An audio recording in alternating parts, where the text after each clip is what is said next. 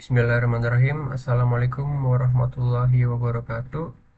Saya Yudi Gunawan. Di kesempatan kali ini saya akan membagikan hasil pengerjaan tugas saya untuk mata kuliah Pendidikan Kewarganegaraan dengan dosen pengampu Bapak Sugeng Budi Raharjo.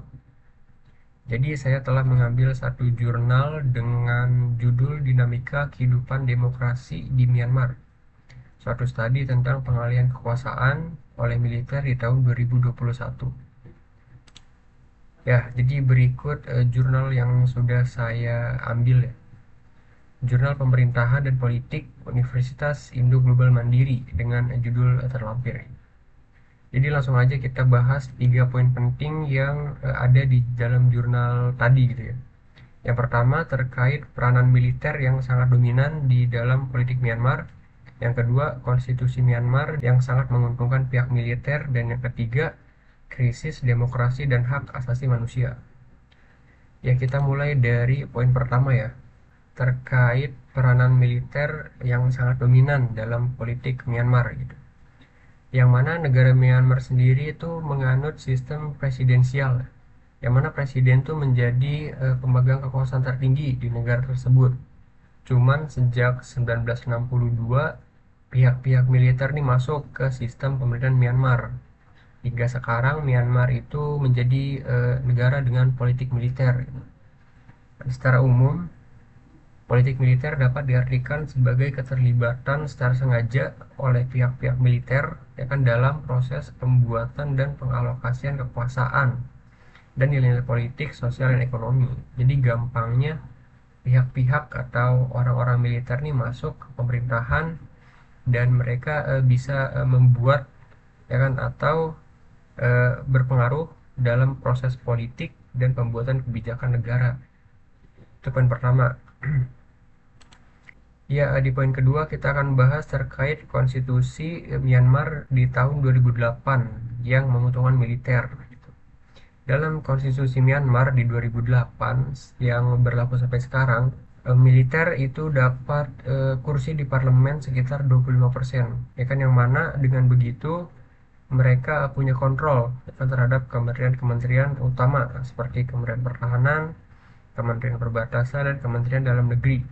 Ya kan, juga 90% pejabat publik dan 80% duta besar adalah mantan personel militer gitu. Jadi orang-orang militer atau bagian-bagian dari militer itu sangat berpengaruh di Myanmar gitu. Menjadikan militer itu sangat berkuasa gitu di negara Myanmar. Ya kan, dengan 25% di kursi parlemen gitu kan, menjadikan mereka punya kendali yang lumayan besar gitu, sehingga menjadikan iklim politik yang lebih demokratis bakalan sulit tercipta kan, dengan keterlibatan militer di sana. Ya, di poin ketiga terkait krisis demokrasi dan hak asasi manusia. Jadi di 2020 lalu Myanmar mengadakan pemilihan umum, ya kan, cuman terjadi kegaduhan, ya kan, karena pihak militer itu melakukan kudeta ya kan, kepada pemerintahan dengan menuduh adanya kecurangan pada pemilu tersebut, ya kan, sehingga melancarkan aksinya dan memicu protes dan keributan di masyarakat gitu. Jadi bisa dibilang 3 poin tadi merupakan poin-poin yang saya dapat ya setelah membaca jurnal yang sudah saya ambil. Nah, berikut terkait opini dari jurnal tadi dan keadaan di Indonesia sekarang. Ya, jadi beberapa waktu lalu ada berita yang cukup ramai ya terkait revisi Undang-Undang TNI yang memungkinkan prajurit atau pihak-pihak militer ini bisa masuk ke instansi sipil, masuk ke pemerintahan Indonesia. Gitu.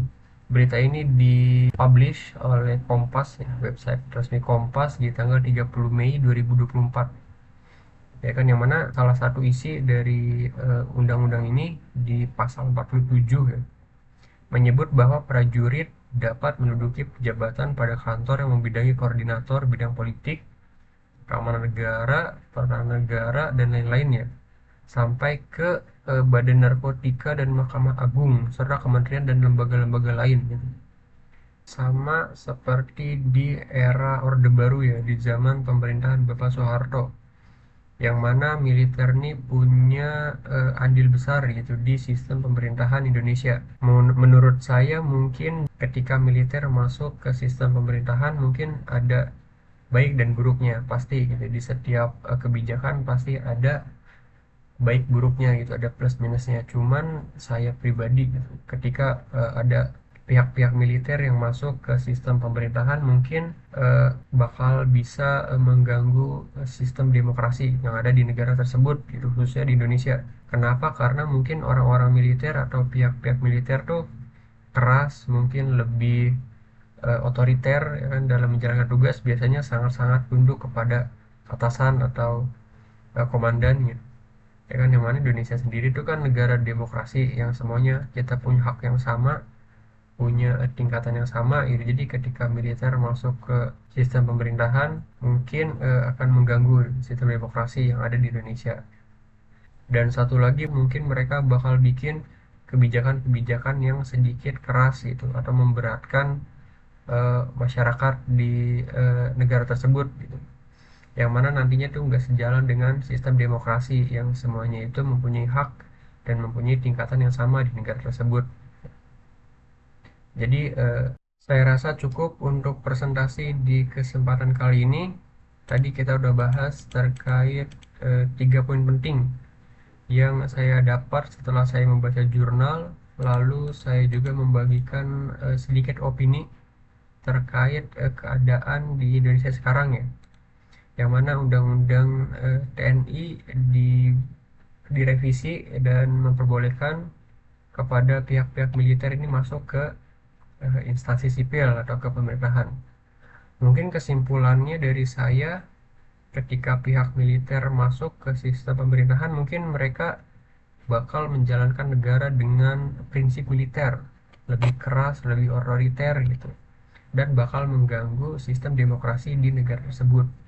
Yang mana di sistem demokrasi ya kita semua sejajar, setara, nggak ada yang lebih dominan lah, ya kan? Mungkin gitu aja presentasi untuk kali ini.